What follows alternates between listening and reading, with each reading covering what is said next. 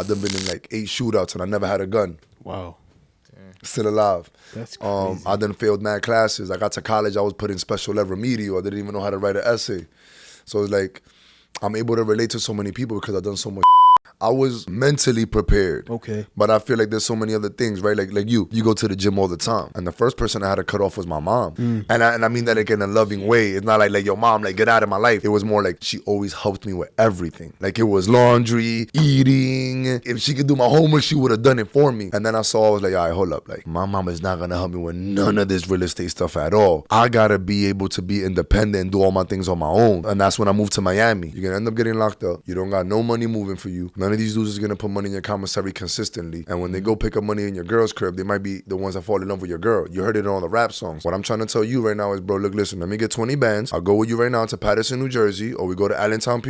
We buy a 3-family house. That 3-family is gonna give you $2,500. You leave your shorty with $1,500 because you got a kid. Now that rent paid, the Pampers is paid. You got $1,000 left. You put $500 in the stash for when you come home, and you put $500 in your commissary for when you come home. Now I'm good, bro. I ain't gonna get locked up. I'm like, listen, bro. So I'm like, all right, let's do it. So I kept meeting with my cousin every day on the phone. He used to work post office. I was a teacher. So now he's making deliveries. He got me like, yo, what's good? We doing this. Yo, I sent you this deal. Let's do this. Long story short, one of my friends, she was a teacher too. She was like, yo, I see you doing real estate stuff or you're about to do something. Like, I want in. And I'm like, all right, let's do it. All 3 of us ended up, she was a teacher. My man was worked in the post office. I was a teacher. All 3 of us ended up going back to work the next day, and we took out our pensions. Wow. We each took out like 50 bands. All right, so welcome to another episode of Motion X Success. My name is Cody, and we have another guest today. This is going to be a great conversation. So now I have my co-host with me. Yup, it's Ayoya, and like Cody said, man, this is going to be a great conversation. We got another dope guest for y'all, another banger episode. So let's jump into it, man. So today we got Chris with us, man. So Chris, if you could just do us a favor, just introduce yourself real quick. Yo, what's up, everybody? Happy to be here. Motion X Success is going to be a great conversation with 2 dope individuals, dope energy. I'm from Washington Heights, Uptown, born and raised. Love sports, love music, love the culture, love entertainment, love connecting and networking with people. Yeah. And we're here to just, like educate, empower, inform, let people know what we got going on, teach people about real estate, and hopefully everybody gets to go to the No Ceilings 2 Yacht Social September 8th. Word. Oh, yeah, for sure. All right, cool. So, first things first, Chris, I ain't gonna lie, like the energy is always high when I speak to you, bro. Like when I first met you, was at a networking event. Energy was always high. I'm like, God damn, like, like how do you do it, bro? But that's a good thing, you know what I mean? Because energy usually always rubs off, whether you're on a low energy or you're on a high energy, it's going to rub off regardless. Yep. So that's why it's always good to surround yourself around high energy people. But I ain't going to lie, bro. Before we started, you gave us a little rundown on your story. So you were a teacher at one point, right? Yes. And then you were doing different businesses behind then. So like, just tell the people a little bit about yourself, bro. Yeah, man. I've always been a teacher, and even I used to be a health and wellness teacher, and I feel like I'm still a teacher. I just took out the H, and I'm a wealth and wellness teacher. Wealth and wellness. Yeah, and I've been fortunate enough and blessed by God to have a lot of tools in my bag and be able to step into a lot of endeavors and not be scared and fearful of what a lot of people don't know, right? So I graduated college. And when I graduated college, all I wanted to do was be a phys ed teacher and a basketball coach, and I thought that was like gonna be it.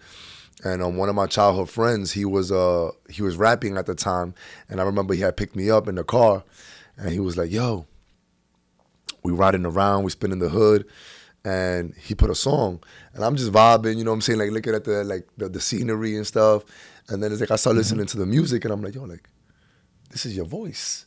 And he was like, "Yeah, that's me." And I'm like, "Yo, this is actually pretty good." Because like, I'm very blunt. Yeah. So it's like, I got the eye.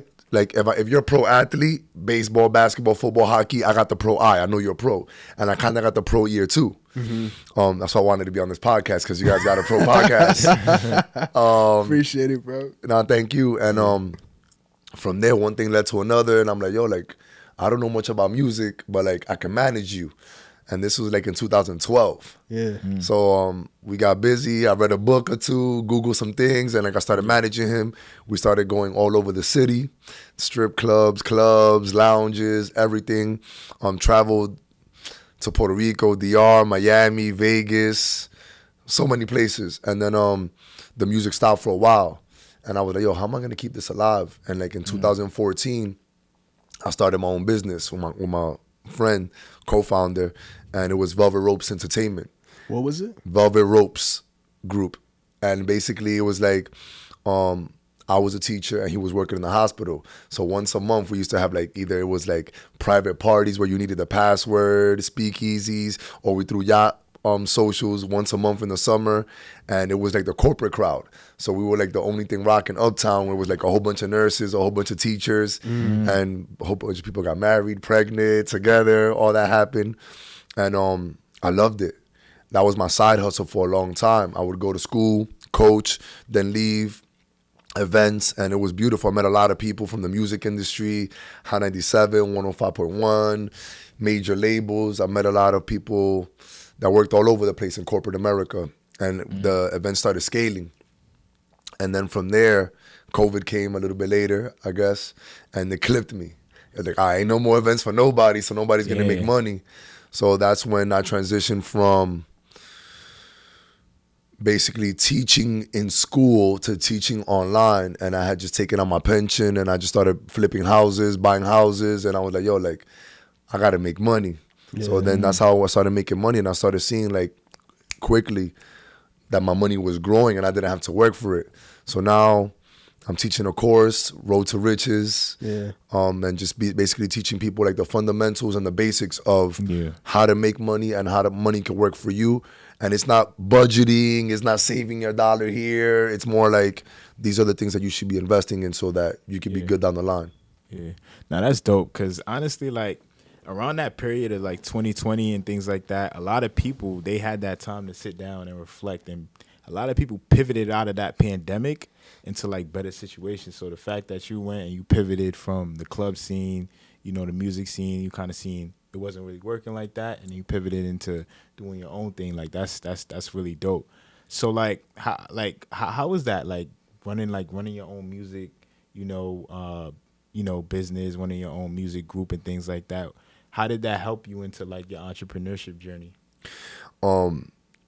Yeah, it was the best of both worlds. It was beautiful and it was ugly at the same time. You know what I'm saying? Like, y'all started your podcast, right? Yeah. And think about it, y'all didn't have no answers on day one. Right. And then there's still opportunities or problems that arrive and you still don't got the answers for them. Yeah. So it's like, for me, when I was working in the music industry and the entertainment nightlife, I had no answers. But I always knew that a problem was gonna happen. So I had to, we were speaking about low frequency, high frequency energy, right? So I started like shifting my mindset where it was like, all right, yo, there's gonna be a problem every day I wake up. Every day. The mic might not work, the camera might not work, somebody might not pay the bill. So I transformed my mindset from like being problem-based and adding problems on top of problems into being more solution-oriented. So every time I had a problem, I always had 3 answers. I'm like, all right, boom, how are we gonna do this? How are we gonna do this? How are we gonna do this? And I always had quick answers. I was like always quick on my feet. And that helped me immensely. Just like how many people just like always have negative energy towards problems, or like they panic and they don't know how to solve things, right? So for me, it was like, yo, I need answers, because you the rapper, right? You got the chain on, you got the rollie, you got all the girls. You're not trying to go into the club and like be negotiating with the DJ to play your song, and you don't got time to be talking to a promoter, yo, my bottles ain't here.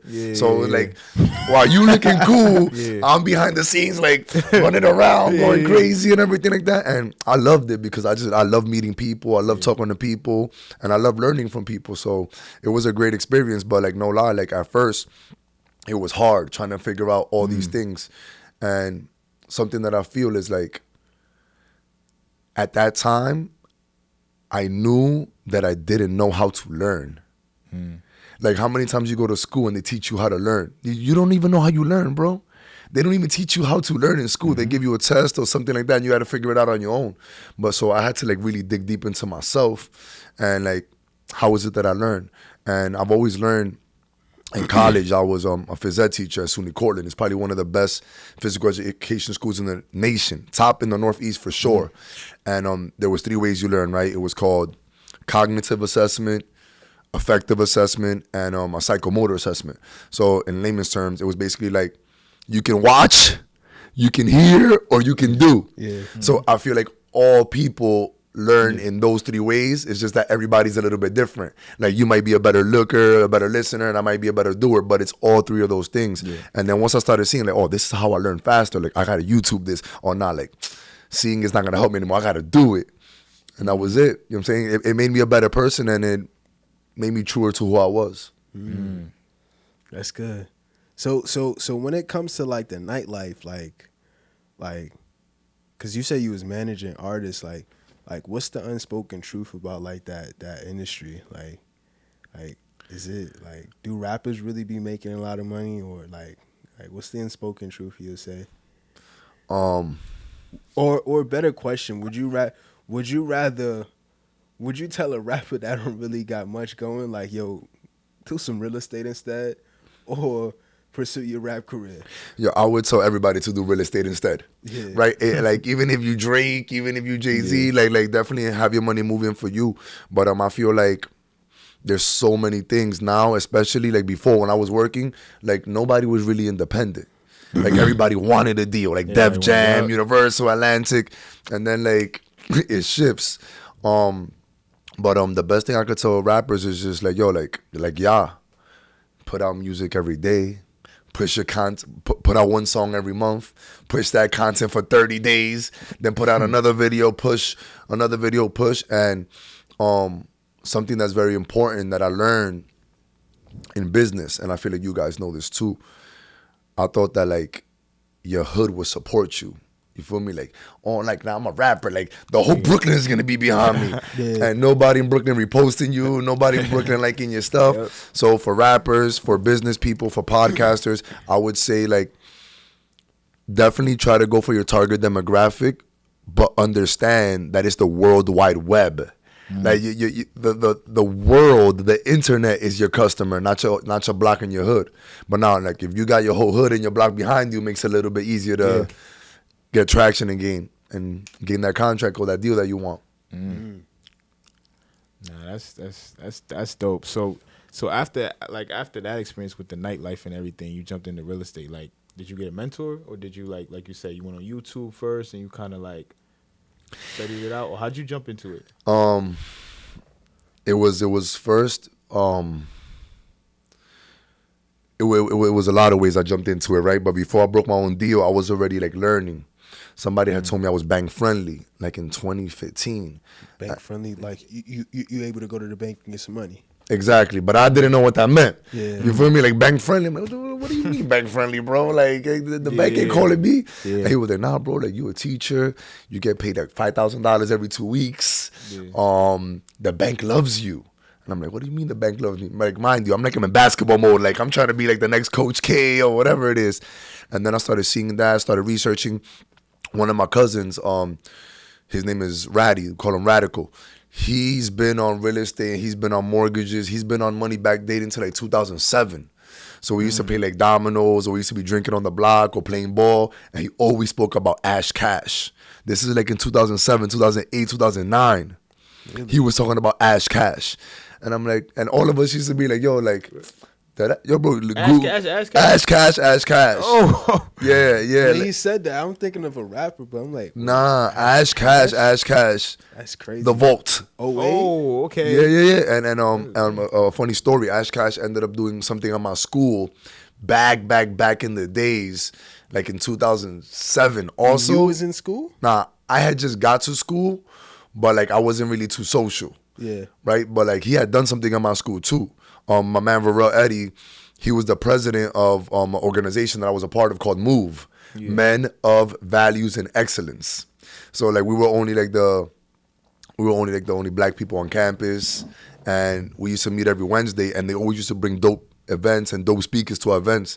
And I didn't go to the Ash Cash thing, but the Ash Cash came with somebody else. So back to that, where like my cousin was always talking about Ash Cash.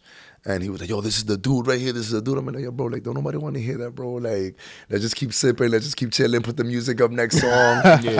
And long story short, that was 2007, 2009. He was telling us that. 2017 comes, I had a whole bunch of boys, and I already knew, like, all right, he got 50 bands. He got 50 bands. I know you got 50 bands. You look like you got 50 bands, but you don't got 50 bands. So I invited a whole bunch of my friends to my crib. And I'm like, yo, bro, like, I don't know what to do with this real estate stuff, but we got to do something. If we put all our money together, we could probably buy a building in the Midwest. We could do something in Connecticut. Like, I don't know what we can do. We could do a flip. We could do an Airbnb. I don't know what we can do, but we could do something. And that was a Sunday. And I remember, like, football, it was around this time, too. Football season was about to start. And I'm like, yo, look, listen. Let's meet once a week, every day. Come to the crib, 10:30 in the morning. And we leave by like 12:30, just 2 hours. My mama cook breakfast, we chill, we vibe, and we figure it out. Bro, I was there for 1 week. Next week, nobody came. So then I'm like, I already know that these dudes ain't serious. My cousin was one of the dudes that I had invited. And he's like, yo, these dudes ain't serious about this. They're not going to do it.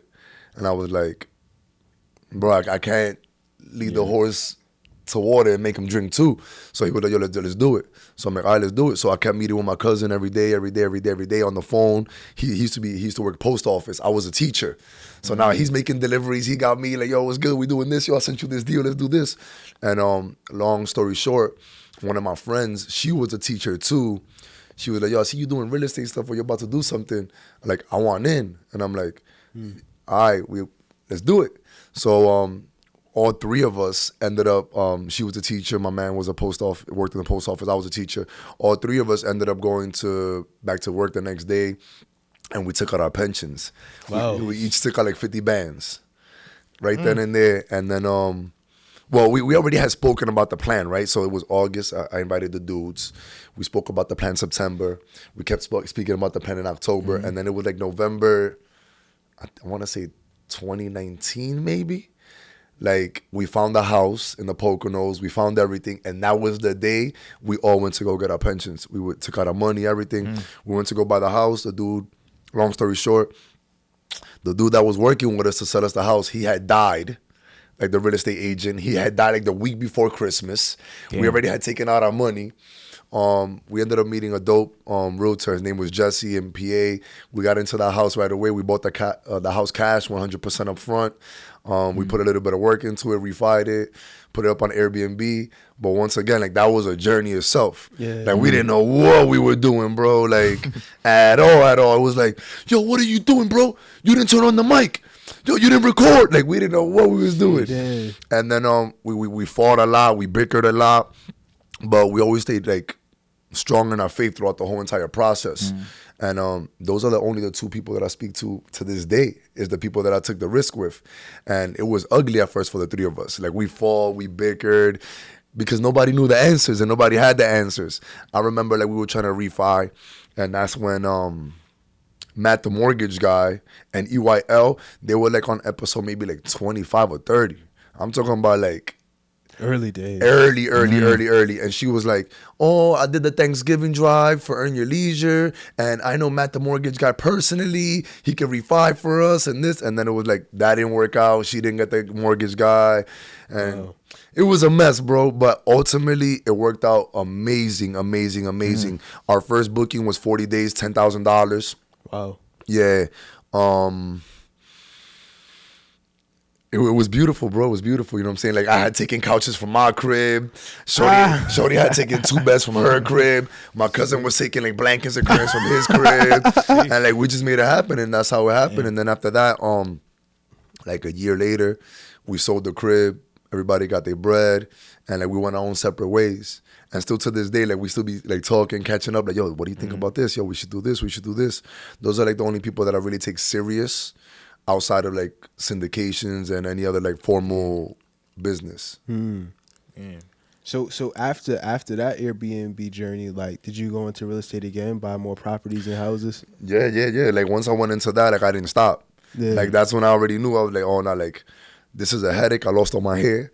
I was like, this is a headache, but I was like, this is definitely what I want to do in my life. Like, you know, like, I want to be able to get paid on the first of the month. or the worst, the 5th when you get your check, right? And from there, like I had the partners didn't want to keep on going, so I had done like 2 other flips like on the low, in PA, and then from there, I moved to Miami, with a roommate for like 2 years. And then I helped one of my mans do an Airbnb down there on South Beach. That went well. And then I came back. And when I came back, I already had like saved up all my money. And I was like looking at like, yo, like what is it that I really want to do? Because I was doing the Airbnbs and it was just too much. It was like, this dude's here today. Tomorrow I got to go back clean because he's coming in and all that stuff. And I was making like decent money. There was months that we were splitting 12 racks. Yeah. You feel me? And $4,000 each, everybody going home happy. And there was months that we were splitting $6,000 until we figured it out. It's like, all right, like everybody's booking the whole weekend. Nobody's booking during the weekdays. So we just started putting like the weekdays for like $60, but you had to book 3 days in a row. And you figure it out on the way, just like you guys do in the podcast. And then I started seeing that I didn't want to work too much. So I bought my first multifamily. I bought a full property in Jersey. It was tough. Like, I bought a house. I was like, 4 floors, all the money's gonna come in. I'm gonna get $4,000 a month. That was not the case, bro. I was wasting maybe like $4,000 a month for like the first year. Yeah. And it was beautiful though. It was a learning experience. Shit. Sounds different. Yeah. Because it was COVID, and then like you didn't have to pay your rent type shit. Yeah. And then so one of my tenants wasn't paying me rent. Another tenant wasn't paying me rent. Another tenant had heard like, yo, we're not paying him rent. Nobody paid. So I had to like move quick. I'm like, look, listen, I know it's a rough time. There's not enough work out here. You're not working these hours or whatever the case may be. Instead of paying me $2,000 a month, I understand. Let's weather the storm together. Just give me $1,000. And like, I was taking $1,000 a month for a long time. Yeah. And then I ended up paying them to leave. I gave them like the deposit back in $2,000, moved them out, moved new people in, and then from there it was just like, yo, this is what I'm doing. Wow. And then I just like from there, once I started getting it situated and stuff like that, I handle my own stuff. But I started seeing that like, all right, like I can hire a property manager, and I don't got to deal with none of this, and they could do this and all that other stuff. But I haven't had to get there yet. I'm pretty good with my tenants, and I manage all the stuff by myself. But like, it was hard at first. Like everything is hard at first, you feel me? Like the most difficult belt to get in karate is a white belt. You gotta start. Yeah. You feel me? If you don't start, you ain't gonna get the white belt, you ain't gonna get the black belt. Right. So other than that, like I feel like I've gone through all that stuff, and I'm getting closer to the black belts and the degrees in real estate and stuff like that. That's good. So one thing that definitely did come to mind is like how can somebody like comfortably like leave their 9 to 5? Because like in your case, you know, you had the pension, I'm pretty sure you had the insurance, you had all the benefits, you had a New York City job, so you know that's great. You know, you had everything going for you. Like, how does somebody else comfortably leave, you know, that situation? Like, what was some of the decisions that you had to make? Like, where you had to like make a certain amount of dollars a month? Like, did you have enough savings? Like, how did that look for you when you left out on that job? All that. I didn't have enough savings, and I didn't have enough money. So you didn't. You basically wasn't prepared. Nah.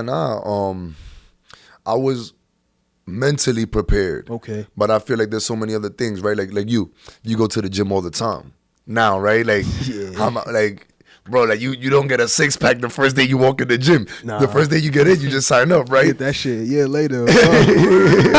And that's good work. So for me, there's so many ways to get into real estate, and there's so many things to do, right?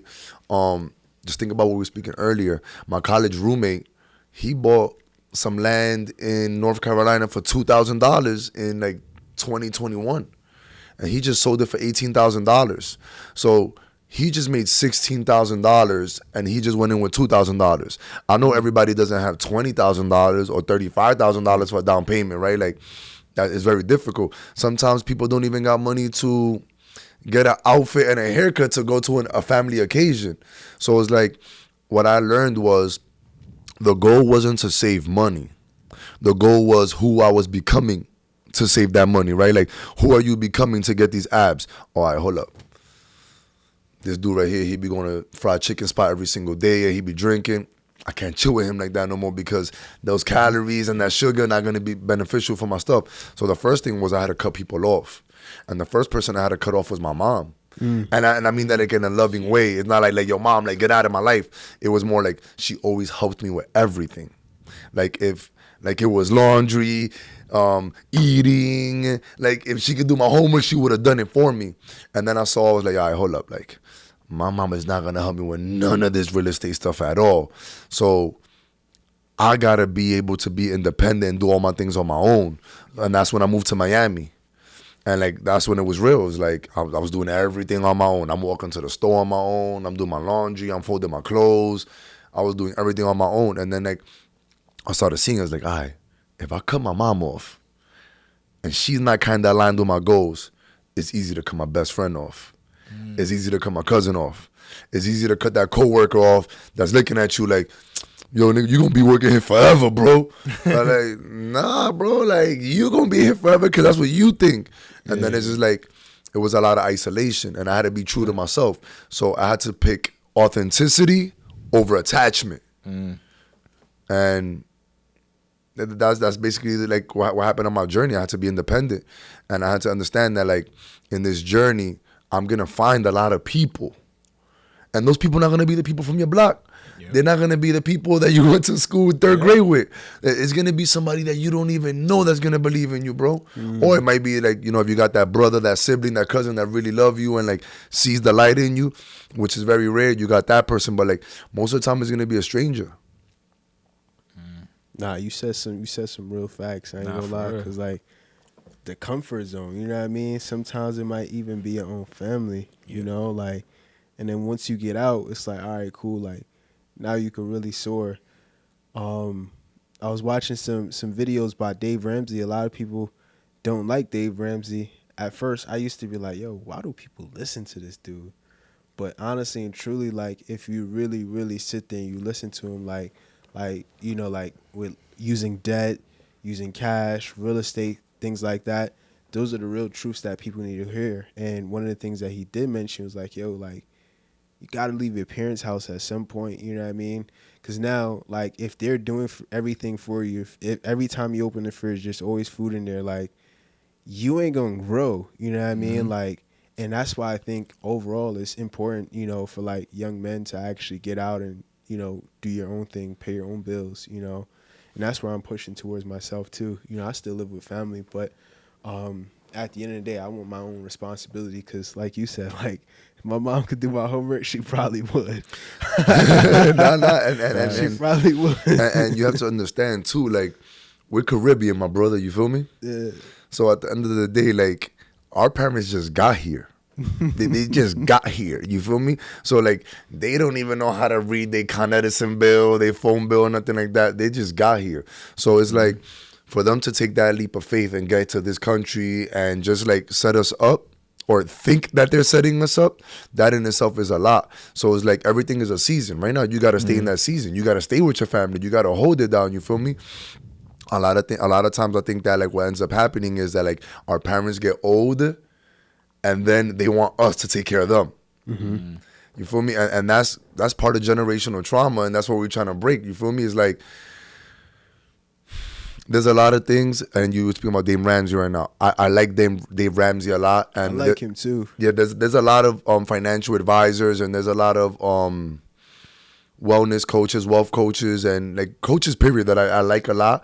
Necessarily, like, their philosophies don't reside with me 100% because I have my own thing that I do. You feel me? Everybody has their own DNA. You feel me? So it's like most of the stuff that Dave Ramsey says resonates with me, like 90% of it, right? Like, it's very good stuff. The other 10% is like, yo, Dave, yeah, I know what you mean about leaving my mom's crib and being hungry, but you don't understand, bro. Like, I'm gonna be hungry if I leave my mom's crib.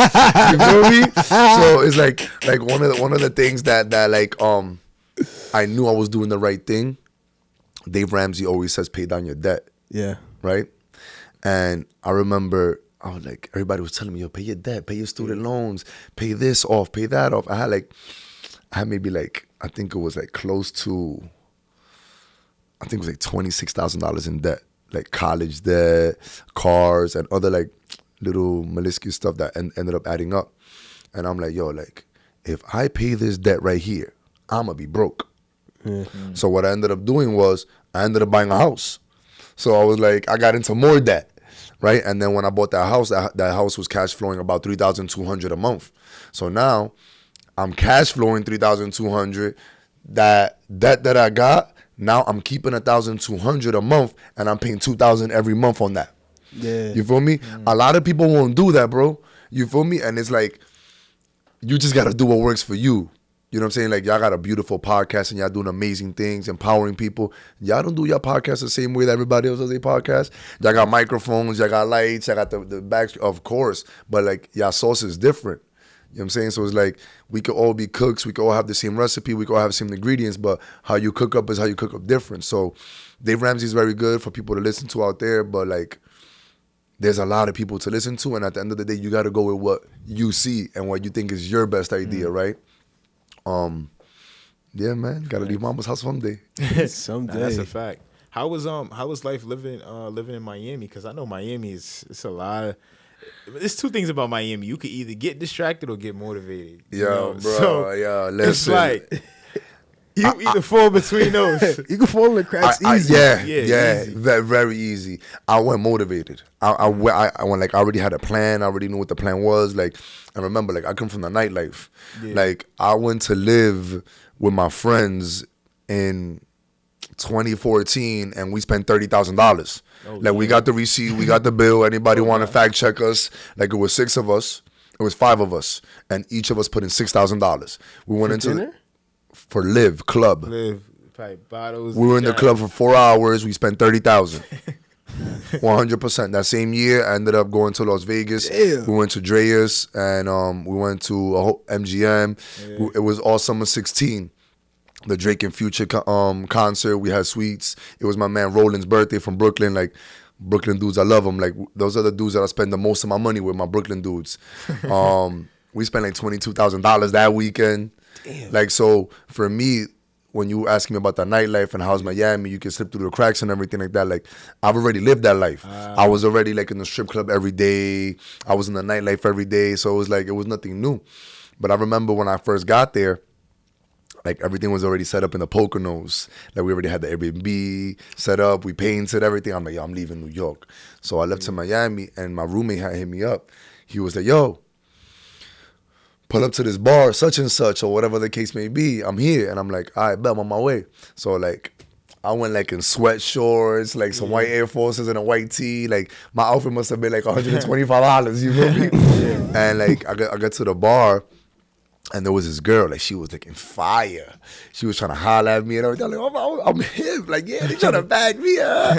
So I'm like, yeah, like, you know, like, casual vibes and stuff like that. I'm like, yeah, let me get you a drink real quick. I turn around to get Shorty a drink. She was making out with the dude right next to me.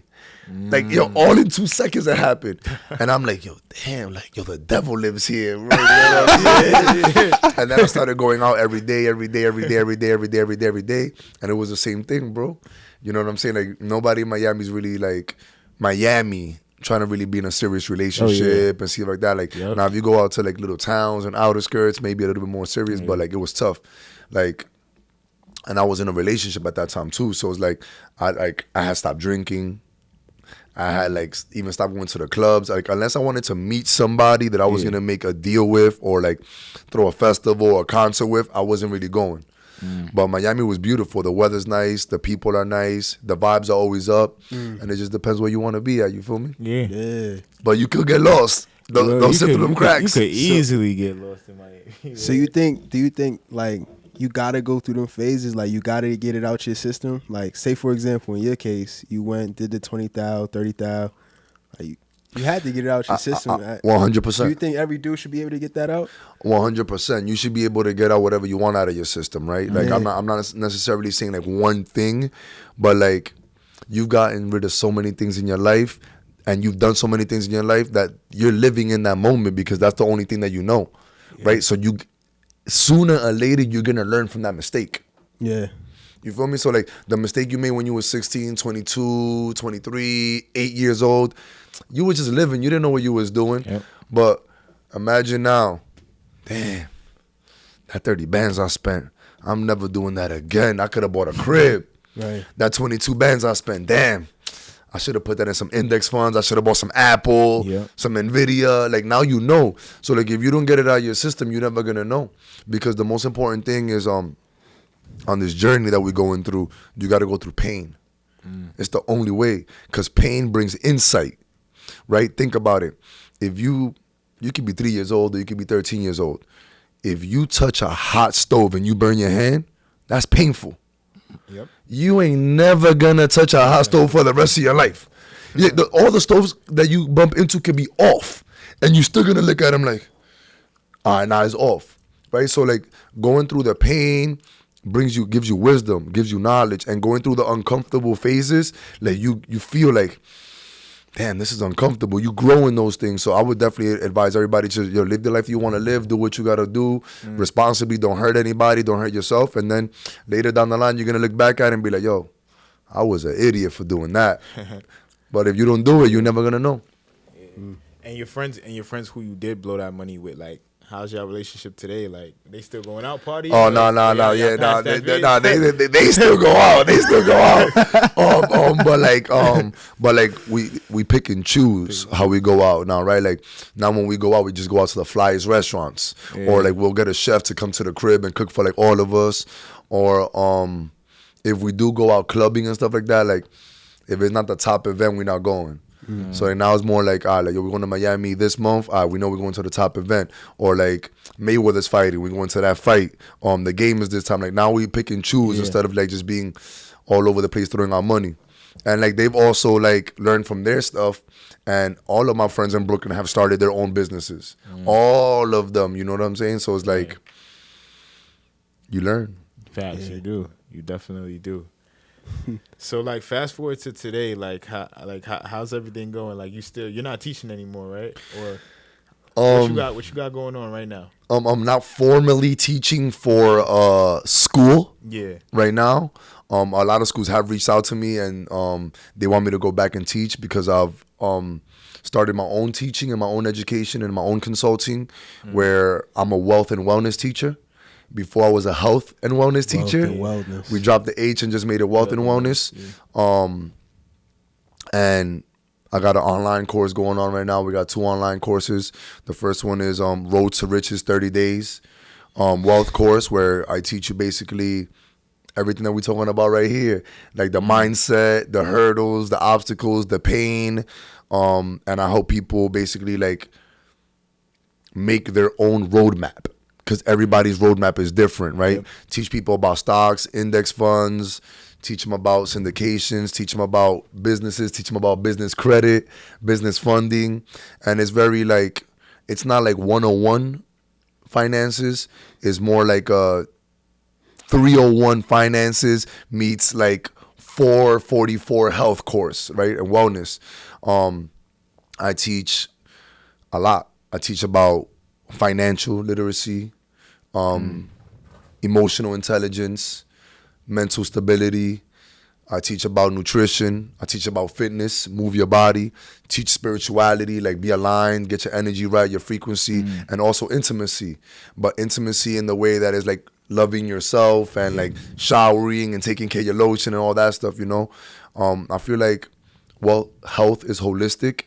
And we shouldn't just be looking at like going to the gym or eating salads. Like, you need money to pay your bills, bro. People say that money's not gonna make you happy. Maybe it doesn't make you happier, but it definitely makes you less stressed. Yep. If you had a bag, you pay your bills, your mom bills, you get a haircut, you get fly, you go take out somebody to eat, you feel good. You feel me? But like, when you don't got a dollar, like mentally you messed up. Like, yo, like, how am I gonna get this dollar? Emotionally, like, you down. Spiritually, you even be like, yo, like, God don't even exist. He's not even bringing me money. You know what I'm saying? Yeah. So it's like just making sure that we're aligned holistically is the most important thing. Got the website dropping soon. Got the course dropping soon. Got the Yacht Social coming out, and everything is just like alignment. That's dope. That's dope. I'm actually glad you're making a course about that, because a lot of people do struggle with those things. A lot of people are trying to, build wealth and learn in those different sectors. So that's really dope. And another thing I wanted to touch on too is like you throw events out here too in New York.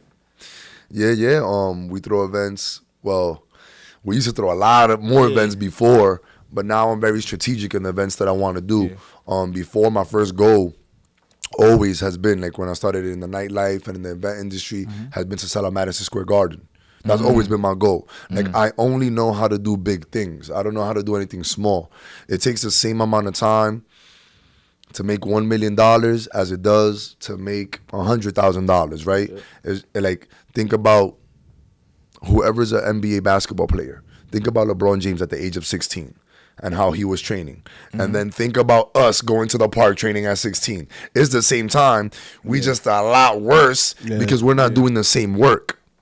Right? So for me, now, like, I got my eyes set on just being very intentional about curating events and bringing, like, guys like you, like last year when you guys were at No Ceilings, and just bringing a community of empowering people and building that community bigger and bigger and bigger. We got the No Ceilings 2, September 8th, Yacht Social. Once again, we're on the yacht. Beautiful environment. We got a whole bunch of people. We got cannabis vendors. We have real estate icons. We have wellness coaches. We have personal development coaches, and just a whole vibe. We got great DJs, great hosts, great music. People are gonna be dancing. People are gonna be drinking. We're gonna have cigars on the boat. Smoke friendly environment. There's gonna be food. It's just gonna be like, you know what I'm saying? It's gonna be a vibe. That's all that I want to do. I want to vibe with people. I want to talk to people. I want to chill with people, and I want to talk about positive stuff. I don't want to be on the block talking about, yo, the game last night, this and the third. I want to know, yo, Cody, what you doing? Yo, what you doing? What's new? Yo, how can we connect? How can we collaborate? And just, you know, like, I believe that humans are the biggest resource on planet Earth. Right? Like, there's so many, like, resources. There's diamond, there's gold, there's soil, there's this. But a human can open up a door for you that Google, LinkedIn, or IG cannot open. You know, and you guys been fortunate enough to have a lot of open a lot of doors for people, and have a lot of doors open for yourselves by, you know, $1 million worth of game and all the things that you guys are doing. So it's just like, it's beautiful to see how you guys network as well, and how you guys are building your platform through other people as well. That's a fact. That's dope, because we did go to the one last year, and, you know, I was just looking, I'm like, you know, it definitely was a great event, and, you know, we ran into a couple of people who they was really getting to it. So I like the atmosphere. Like, we ran into some guy who he actually he owned a big club in he got a nightclub in Houston. He owns a nightclub in Houston, and was just showing us pictures, like his relations to celebrities. He ended up knowing, like, DeVito, all of these celebrities and stuff. And I'm like, yo, this is an environment you created for people to actually meet. And he's talking about, he was just in New York for over the weekend. He had seen the event online. He's like, why not stop by? Was that the tall black guy with the black suit? Yeah. I got to vibe with him too. So I'm like, you know, that's really dope. So what's the science behind, you know, creating these type of events and environments for people, you know, to network, to kind of, like, you know, exchange? Before, I used to get caught up in what it looks like. It has to look like this. It has to look like this. It never looks like that, right? You guys got your podcast. You know it never looks how you want it to look, right? Now my thing is more about how it feels. It has to feel right. It has to feel right. It has to feel right. So, you know, we curate that energy with music, with entertainment, with handsome, young, educated brothers like yourselves, and beautiful, empowering women. Like, I remember, like, even, like, recently, I was going through your page, and then I went to your page, and I had seen that you did an interview to somebody on the boat last year. And I didn't even know that girl was on the boat. So when I went to the page, like, I DM'd her. I'm like, yo, you was on the yacht last year? I didn't get to see you. And, like, she had all white and everything like that. And she was like, yeah, I was on the yacht. And I'm like, yo, I didn't even get to vibe with you because I'm in this, somebody from Harlem put me in this, like, Instagram group, and there's like 250 people, and out of the 250 people, like 200 of them are artists, like painters, drawers, photographers, and like a whole bunch of podcasts in there. And I saw that she was in there as well, and I'm like, yo, like, it's crazy, like, you was there last year, I didn't even get to speak to you, and she's gonna be there this year, and hopefully I get to speak to her. But, like, she's doing amazing things. And back to, like, the feeling, right? Like, last year we had a live artist on the boat. Right? We had cigars. We had the photo booth. We had, like, things that people just like to do and, like, share. But for me, it's more about, like, the people that show up and having the conversations. I'm at a point in my life where I'm only looking to build legacy relationships. And what I mean by that is like relationships that are gonna last me a long time into the future. Like it don't matter like if we talk every day, or it don't matter if we don't talk for 2 years. But if I call you, yo, that's Chris calling me, I know it's something serious. Yeah. And I feel like, you know, we're all at that phase because COVID did that to us, where it was like you had to leave the attachment and like really be authentic to yourself. So what is it that you want moving forward? And that's all I want to do. I just want to build a dope crowd, dope events, dope environment, and just have fun. That's really dope, because a lot of people, like, you know, people from other states, they be like, yo, New York, they don't come together, you know, everybody kind of doing their own thing. So we need more environments like that where people could network, people from the city, you know, and things like that. Yeah, I'm You know, but stressed. it's true. Yeah, I'm stressed. I'm stressed because you're absolutely right about that. Yo, when I grew up, right, I'm a little older than you guys, right? When I grew up, New York City was the #1 city in the world. Like you go anywhere, you travel to Africa, Trinidad, DR, everybody talking about New York. Yeah. Right? And I feel like New York has lost its culture. Yeah. Right? Like I feel like now it's like everybody want to be like Chirac. Right? Like Chicago, Chirac. I'm like, yo, when did Chicago become the thing? Like Michael Jordan was the only thing that happened in Chicago. We all wear Jordans, but don't nobody want to be from Chicago. Right now, everybody want to be like from Chicago. And then it's like, I feel like even Atlanta, like people jacking Atlanta way more than they jacking New York. I'm like, yo, bro, like what happened to the Yankee fan? What's going on? So it's like, yeah, like New York is in a slump right now. After COVID, but we're the capital of the world, bro. Every movie, King Kong is on the Empire State Building. The Perfect Storm is in New York City. Spider-Man, like all the movies, right? So it's like sooner or later we'll get that groove back, and hopefully we'll get like a #1 artist again and get some Pop Smoke stuff going on and stuff like that, you know? Yeah, that's a fact. Matter of fact, I don't think it left actually. Nah, it definitely did, bro. Because like I was in high school. Right, I was a high school teacher, and like all these kids wanted to be everybody but anybody from New York. Like people would want to be like, you know, like I guess like A Boogie or like Pop Smoke, but besides that, everybody wanted to be Little Dirk, or everybody wanted to be Little Baby, or like somebody else. You know what I'm saying? Which is cool. You know what I'm saying? Like I admire those guys and their talent, and those are 1%ers. You feel me? Like, they're doing it big in the world. So it's like I understand, because growing up, you guys too, all I ever wanted to be was a basketball player or a rapper. Like, you know what I'm saying? And then it's like, as you get older, you understand, like, damn, like, I never really wanted to be a rapper or basketball player. I just wanted to have that lifestyle. I want to have the rollie. I want to have the whip. I want to pull up like it's paid in full. I want to have the Gucci leather, the Pele, all that, right? So now it's like, the lifestyle still hasn't changed. We still want that lifestyle, right? But like, the occupation is different. Right, like we don't want to be athletes, and the only reason we did that is because that was the only people that look like us. Now, how many people look like you that are doing podcasts? How many people look like me that are doing real estate? You know what I'm saying? Like the world is opening up so much now, and it's like, it's a beautiful thing, because I feel like the culture is gonna shift, and all the Caribbean people really about to take over, bro. But one thing you did mention was like, you know, the influences and the you know, people coming up. So, you know, you were once a high school teacher.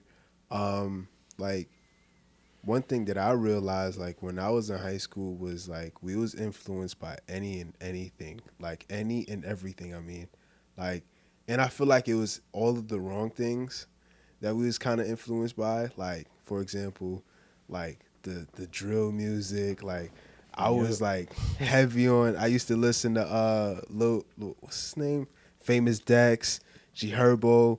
All those, like, and it's so crazy because like we understand what they're saying in the songs, but like that was just a huge influence. You know what I mean? So it's like it's kind of like our job to also make, you know, podcasting cool.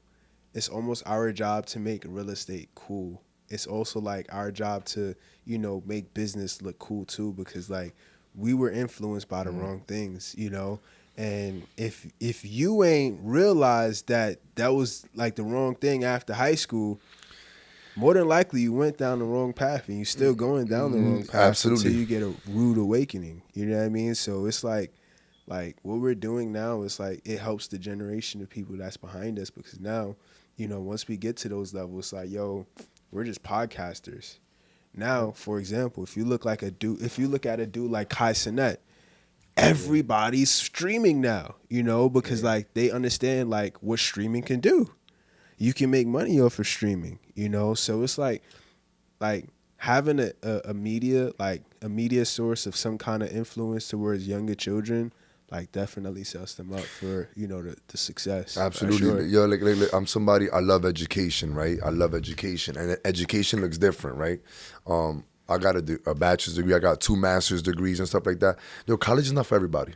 Mm-hmm. College is not for everybody.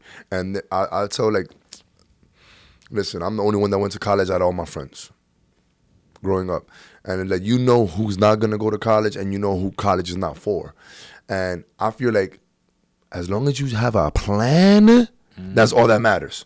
That's all that matters. Like, you're not gonna know every step of the plan, but like, yo, I must start my podcast. Yo, nah, forget about college. I must start my podcast. Boom. You start with your phone.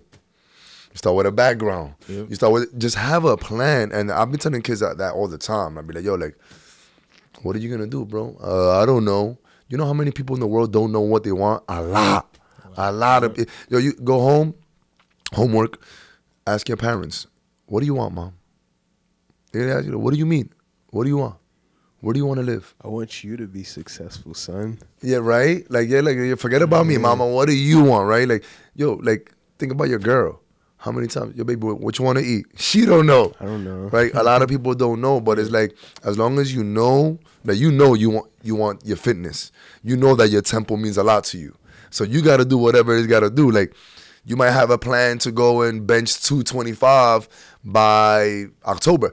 That might not happen, but you still got the plan that you got to keep on going and trekking every single day.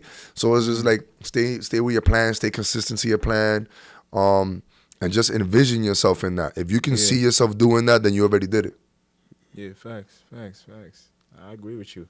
And like, what's your views on like the school system right now? Like, cause like you said, college is not for everybody, but a lot of these kids, they come out the school system like believing like, the teacher said, that their grades are them. Like, let's say like you got worst report card ever.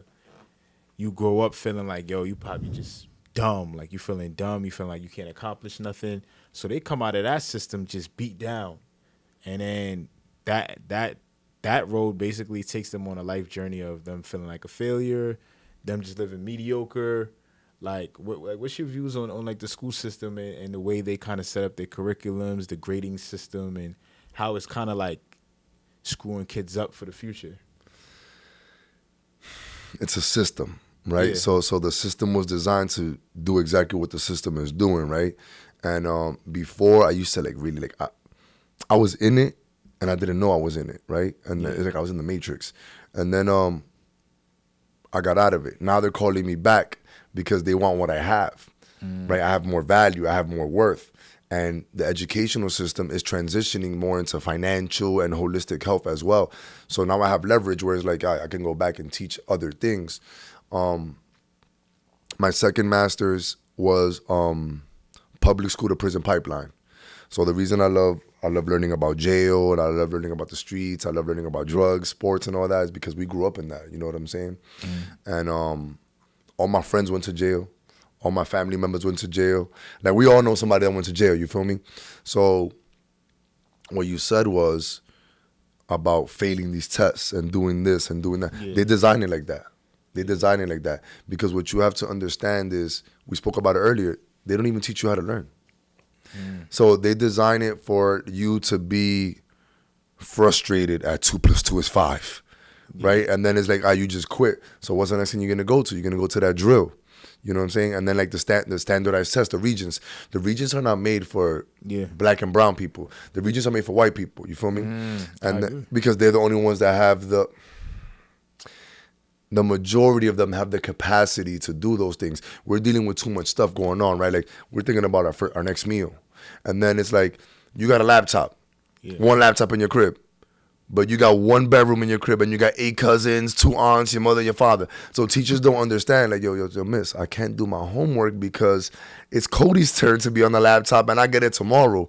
So there's a lot of things that are wrong with the system, and I feel like the people that are teaching us is one of the things that's wrong with the system. Another thing that is wrong with the system is accountability. Like, just like every other system, right? Like, it's about numbers. So as long as Nike gets their sales, they're happy, right? As long as principals graduate kids, they're happy. They don't care. So it's like, how many did your first grade principal, 5th grade principal, 8th grade principal, high school principal reach out to you after you graduated? Nah, yeah, like, don't nobody care, bro. You know what I'm saying? And it's like, there are a lot of teachers that really do care and really do love the kids and really understand the kids because we came from the same things. Like, I'll be listening to mad rap songs always. You know, Meek, this person, that person. Oh, my teacher never believed in me. Now my roadie worth more than your salary. Oh, I pulled up in the car. You know what I'm saying? It's like, there's a lot of teachers. There's a lot of teachers that don't believe in you. Yeah. But there's some teachers that really like hold your hand and walk you through it and be like, yo, like, it's gonna be all right. You gotta figure it out. I went through that too. Like, there was a couple of kids that I ended up like telling them, like, yo, bro, like, yo, you're going down the wrong path, bro. You gotta have a plan. And then, you know, like, not to like really get too like visual, I'd be like, yo, bro, what's your plan? And they would tell me X, Y, and Z. I'd be like, yo, look, listen, if you're gonna do that, if you're not gonna be bigger than Pablo Escobar, bro, don't even do it. And then they start looking at me like, and then I'd be like, you gotta, you know, if you're gonna have a plan, make sure that you go big, bro. You know what I'm saying? Have your lawyer money, have this ready, have that ready. And then I started telling them, I'm like, yo, bro, like, look, listen, this was recently too, like maybe like 5 years ago. I used to be like, yo, you know you're gonna get locked up, right?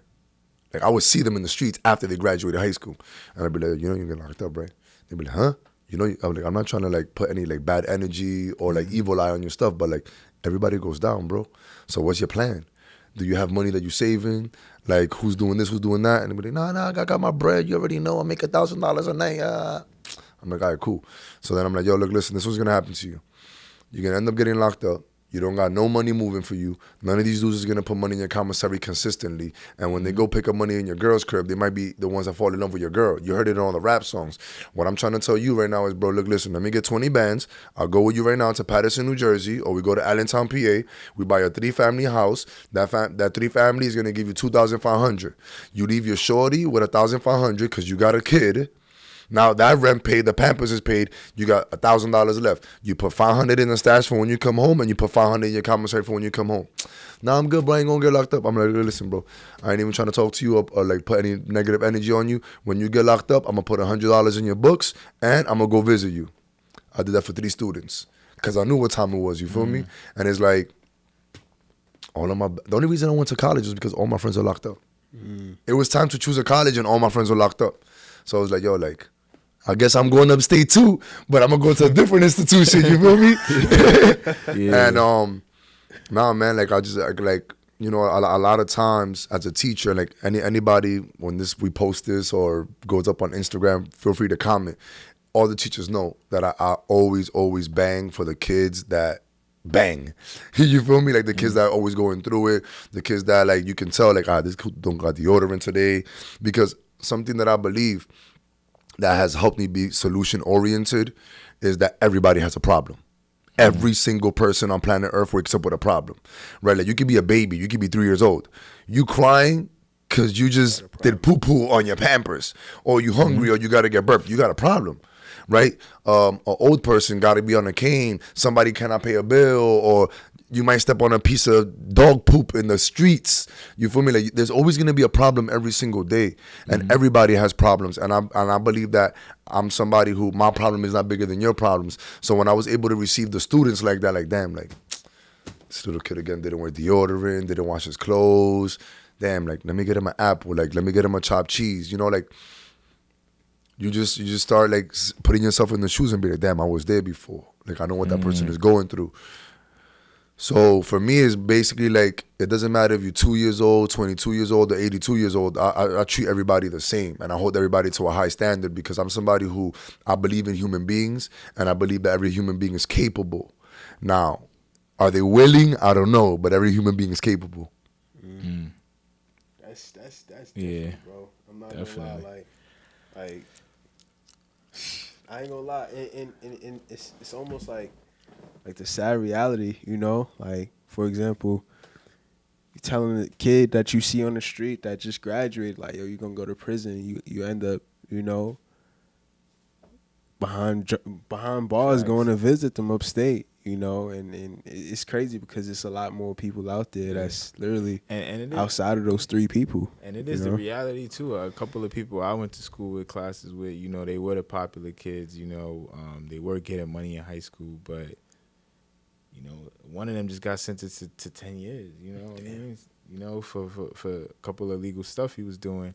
So it is the reality, you know. So the fact you out there, you telling your students like, yo, hey, it's gonna go down like this. Why don't you go this way? Why don't we get a property and things like that? You know, it's the reality. And you know what I mean? Like, I ain't trying to put the homies on blast or anything like that, but hopefully they comment after this and they be like, yo, that was me. You know what I'm saying? Because of that, yo, like, I'm just somebody who, like, I've met so many people in life, and I've been in so many different phases of my life, right? Like, I've been Batman, where I was saving kids in school, and then I've been Bruce Wayne, where I was in the strip club and the clubs at nighttime, and then I've been the knucklehead, I've been the class clown, I've been the prom king, I've been the captain of the basketball team, I've been that kid on the bench, I've been the kid that everybody laughs at. You know what I'm saying? So it's like I'm very conscious of my mindset, my feelings, and I'm very conscious of how people around me are. Like now, something that I feel like I have a special gift, where it's like I'm able to see if people have like emotional blockage or mental blockage. When I'm having a conversation with them, like gauging in the conversation, I'll be able to see like, like that person is very strong mentally, or like they're going through some emotional pain, or like that person is very like emotionally strong but like they're mentally weak. And like I can kind of tell those things because I studied so much psychology, so many psychologists, so much, and it's like I just want to be able to pay it forward. You feel me? Like that's the only thing I want to do. All the knowledge that I got, my boy Juan and I, we talk about this all the time. Like we want to die empty. Like we want to make sure that we gave the world our everything, that we gave humanity everything, the earth everything, and we died empty. If I die with 1% of me, like that'll be a failure to me, you know. Wow. But yo, listen, man, like you guys are doing amazing things. I want to know like anything that you guys got coming up in this year. I know you guys got a busy summer, you finishing off and stuff like that. Like what are you guys transitioning into, and like where's Motion and Success going to next? Yeah, I'll let you answer it first. I mean, definitely, like, we, over this past year, like, we've grown so much, bro, like, crazy, like, you know, right now we at, like, 50K, you know, crazy engagement on the page, but main thing that, you know, one of the things that I see going for the page, because even if you look at the comments and things, the DMs we get in, a lot of people, they're just thanking us, like, we're helping put this information out there, we're bringing guests like you on. You know, we're bringing on great guests that can go out and teach the audience something, you know, whether it's real estate, whether it's, you know, mindset tips or whatever. A lot of people are learning from this information. So, you know, I really appreciate that. And, you know, honestly, I just see it continuing to grow. And, you know, for me personally, I also look at, you know, building out, you know, my own investments on the side, you know, doing my own thing, you know, and, you know, just continuing to grow, you know, physically, gym, working out, and also mentally, getting mentally stronger, reading the right books, you know, like you said, studying psychology, you know, just various things. So definitely I just see the rest of the year just filled with growth, real growth, and just, you know, getting stronger in all aspects of life, bro. Amen. Yeah. Facts. For myself personally, bro, like honestly, like, you know, we just had a podcast with me and Ayo, like just speaking about the truth. You know what I mean? You know, like losses, just moving ahead overall, and you know, like just winning the rest of the year. You know, because like I said on that pod, I'm like, you know, like we all lose. You know, like, and me personally, I don't know about anyone else, but you know, I done had more L's than I actually won. You know. There's a lot of times where I almost reconsidered everything, you know, like quitting, moving forward, just calling it quits, and just pick up a whole career and just, you know, just do that. But then again, on the other side, I'm like, that's not what I want to do. I won't be satisfied. I will be okay, but then again, I will be very upset, you know, like very like, you know, like on the bad side overall. So like just picking up on business and just, you know, learning how to get around and pick up on certain, you know, things, and just continuously just grow overall, growing finances. I feel like overall everything personally with me personally, bro, like I have everything. The finances is probably like the only thing I would like to be much further. You know what I mean? Absolutely. Like, well-rounded as far as like physical fitness, like that's up to par. Mindset, that's definitely getting up there. Overall, like everything a young man probably would want, like, is getting there. You know what I mean? But it's not there yet. So a lot of growth. For the podcast now, definitely continue growing it, you know, getting great guests, building more relationships, because at the end of the day, like, you can't get in certain rooms and you can't make a change if you don't have any relationships. If you have money, that's cool, but, you know, relationships is what really matters. And right now, you know, I'll be honest, I really don't see the biggest impact on what we've done so far, but I know we've done it. But, like, I'll see it probably in the next 2 months, 3 months. I don't know, but it's going to hit me one day where people be like, yo, like, we really, like, vibe with the content. Or I'm walking out in the street and people just starting to realize me, like, yo, like, thank you, you know, or people watching it and it's growing and it's just growing nonstop. It's like, wow, like, it really hit me now. Yeah, because you know what it is, bro? Like, both of you said so many beautiful things. Growth happens in small increments, right? You don't go to the gym and bang out 40 pull-ups and then your muscles grow in one night. You feel me? Like, imagine. Like, we're going right now, right? We be doing this podcast finally shirtless if it be like that, right? So like, growth happens in small increments, and a lot of people don't see it because it's so small, so small that it's a small step, a small step, a small step. Then you reach a mile. Then another mile. Then you reach a milestone, right? And to add to what you were talking about, losses are the most beautiful thing if you learn from them. Doesn't seem like it when you're going through it. No, absolutely not. Because it's something that you were talking about, right? So I have this thing, right, that 2 L's equals a W, right? If you lose but you learn, you win. And something you were talking about also was that, like, you'd feel devastated if you went another way in another career path, but that you really want to do this. Because what's happening right there is your body's playing tug of war with you. Like, your mind is telling you, okay, Cody, hold up. You got to pay bills. You got to get money. Go get a job. Yep. But then your heart is telling you, nah, motion is success all the way. I don't care if I go broke. So it's like, it's pulling you. And then like somewhere in the middle, like, there's the faith. Right? And then there's also doubt, insecurities, and the ugly stuff. But once, like, the faith overpowers all that stuff, like, you just know, like, yo, like, look, listen, this is what we're doing, and that's it. So, like, you're probably in the phase right now where you were in the phase when you first started, where it's like your mom didn't believe in you, your girlfriend didn't believe in you, your best friend didn't believe in you. And then they started being like, oh, hold up. They got 10K? They got 20K? They got 100 comments? People know my son?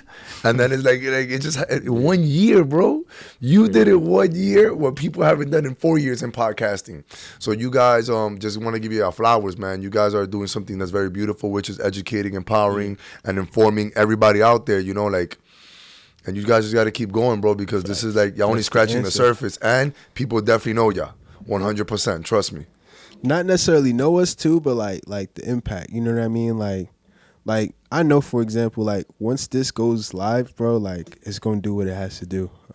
Like it's going to do what it has to do, because, like, it's going to see the people that it needs to see. And then it's going to not only going to help you, but it's also going to help us as well. You know what I mean?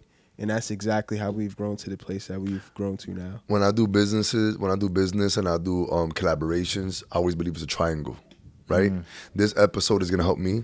It's going to help you, but it's also going to help other viewers, right? Exactly. And the world. Then, you guys need shirts, hats, because motion is success. Who doesn't want to wear a motion is success shirt? That's a fact, bro. Right, like a regular black shirt, white tee, with right there, motion is success. Some drip. Everybody will wear it, bro, because it's so beautiful, so positive, and it's like, it has no race, it has no ethnicity, it has no win, it has no losses. It's just motion and success. Yeah. Yep. So I hope that I get to wear some shirts pretty soon because y'all some fly dudes, so I know y'all gonna have some drippy shirts. I ain't gonna front. I was really thinking about some hats too while I was coming here. I'm like, yo, we need some motion success hats. I'm like, I'm wearing a Facts. Jordan hat, you know, but it's coming.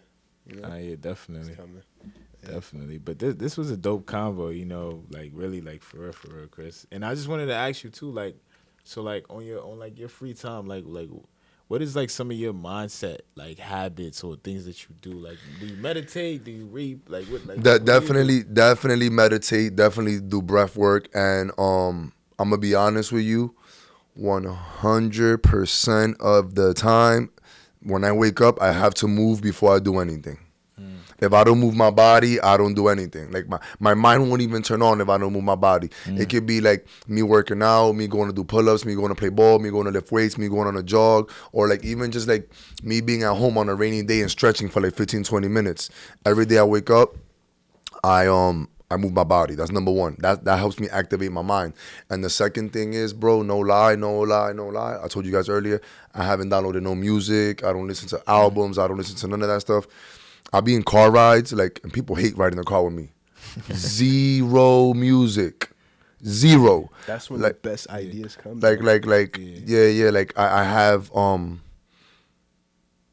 like I'm always speaking to myself. And like I'm always listening to my thoughts and I'm always listening to my body. You feel me? Like, so it's like I just like to listen to myself, and I really just like, I don't listen to music anymore. I don't really watch TV that much anymore. Like once in a while, like if I had like a day that was like I had to make a lot of decisions because I got a staff of 6 people and then I have one director and one partner, like if I got to make a lot of decisions, yo, your body gets tired, bro, of making so much decisions. So there's decision fatigue. Like once in a while, like I'll binge watch something on Netflix, or like I'll go see something dumb on Netflix, on YouTube or IG or TikTok. But other than that, bro, like I really just like, I live in silence. I don't really like too much noise. I like to chill. Do I go out to a bar and listen to music and vibe and have a good time? Absolutely. But the majority of my time is just like silence. Yeah. I sit still. And a lot of things come to me when in that stillness and in that breathing. Yeah. Now that's a fact, because I can't even lie. Sometimes when you wake up early in the morning, like for me, I can't listen to music early in the morning because I just feel like you said, frequency, like it kind of could mess up your whole frequency for the rest of the day. Like, and it could be your favorite music. Like for me, I listen to a lot of rap music, but sometimes when I'm in the morning, I'm like, damn, like that, it kind of just made me, it threw me off. Yo, I feel you. what I mean? I got a funny story, right? This was like maybe like 8 years ago or like 10 years ago. My man passed away, but like he was one of the coaches with me.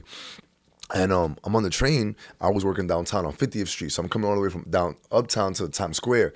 And I'm listening to Jeezy. And I'm like, I think it was like Motivation 101. I'm like, this is gangster music. This is gangster music.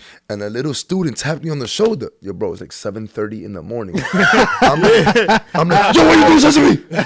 And I'm like, all right. And I was like, the kid got scared and everything like that. Didn't say anything to me at all, right?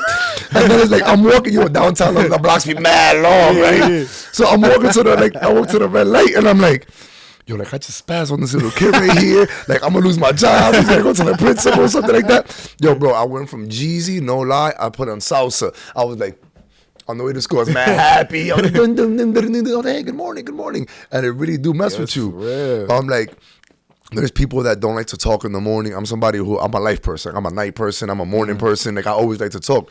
But I had college roommates that they be like, yo, don't talk to me in the morning, bro. Don't say nothing to me. I'll be like, until I brush my teeth. I'm like, what? I had one roommate, he never ever brushed his teeth until he left the room.